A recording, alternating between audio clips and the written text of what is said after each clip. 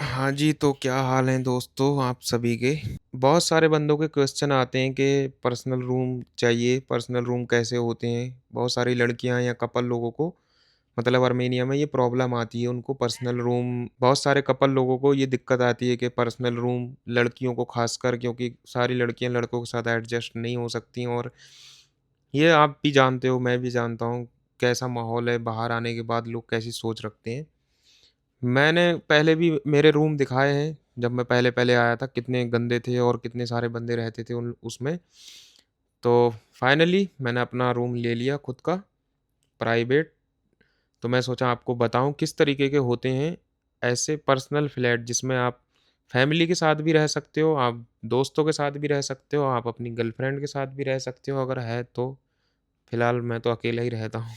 तो दिखाता हूँ मैं आपको कैसे होते हैं रूम, रेंट वगैरह सारा कुछ बताऊँगा, आपको आइडिया लग जाएगा कि किस हिसाब से सारा कुछ रहता है। ये मेरा रूम है, थोड़ा बाहर का नज़ारा दिखा देता हूँ आपको।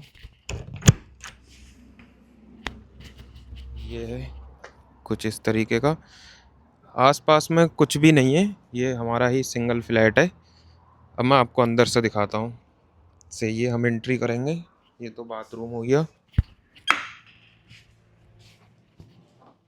ठीक ही है, क्योंकि ये ज़्यादा लोगों का नहीं है, 2 लोग रह सकते हैं या फिर 3। बाकी 2-2 फ्रिज हैं, एक ये है और एक फ्रिज ये है। वॉशिंग मशीन और फ्रिज यहाँ पर हर जगह मिल जाएगी। ये किचन, ये पूरा किचन है। ये सिलेंडर है, कहीं-कहीं पर सिलेंडर नहीं होता है, डायरेक्ट पाइप्स के थ्रू गैस आती है। तो यहाँ पर सिलेंडर है, पास में ही पेट्रोल पंप है, यहाँ से भरा सकते हैं। गैस सस्ती है इधर, 200 दिरहम की मिल जाती है 1 किलो। कहीं-कहीं पे 150 भी है, कहीं पर 100 रुपए 100 दिरहम भी है 1 किलो का।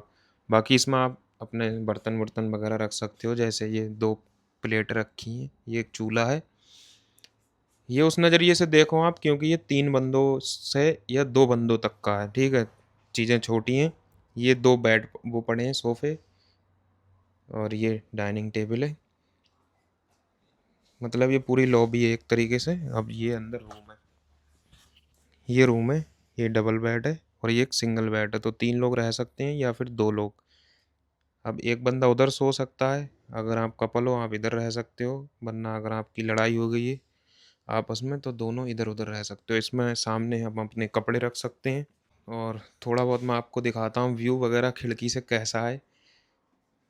तो ये है व्यू, इसको खोलते हैं हम और अरे रुक जा तेरी माँ की नाक। ये है कुछ व्यू, सामने माउंट अरारात दिख रहा है, ये देख सकते हो आप। और ये बिल्कुल सेंटर में ये रूम है, ऐसा नहीं है बहुत ज़्यादा हॉट एरिया है।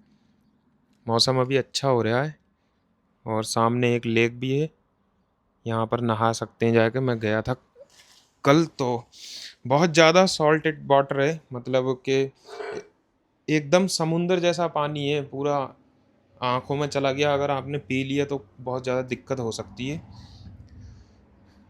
धूप वगैरह देख सकते हो, अच्छी है।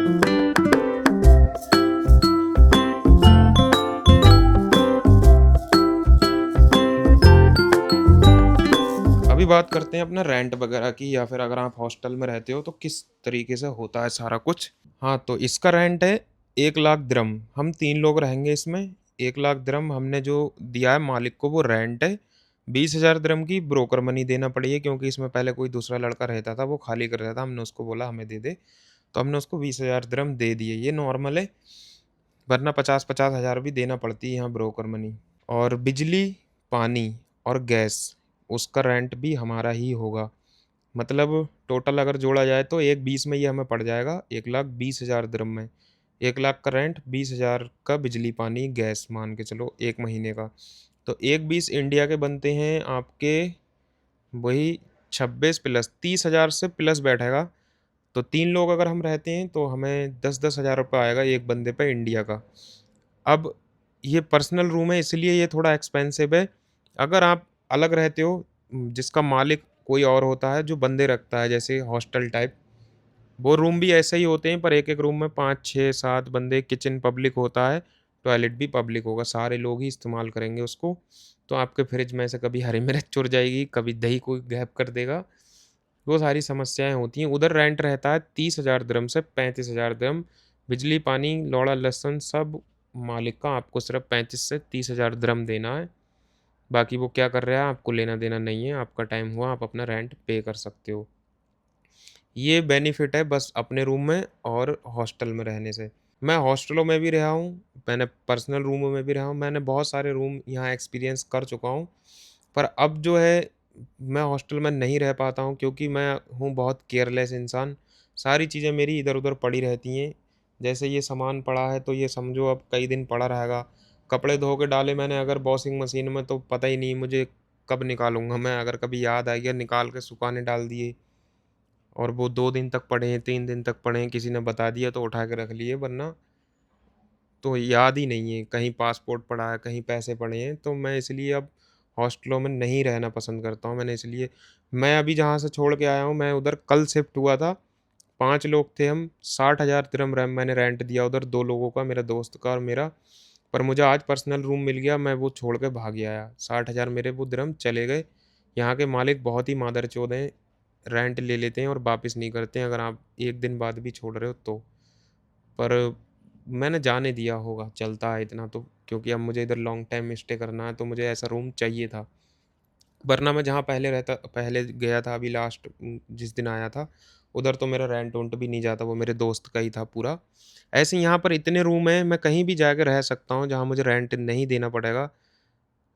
यही कमाया है मैंने आर्मेनिया में रह के, किसी से मिलने जाऊँ, सब सारे लोग इज़्ज़त देते हैं, दिल से शुक्रिया आप लोगों का, आपने मुझे यहाँ तक पहुँचाया। बाकी अभी अपना इधर ही है, सिर्फ़ पर्सनल रूम है, जब मर्ज़ी आप लोग आ सकते हो। कोई भी काम है, डायरेक्ट बैठ के बात कर सकते हैं हम।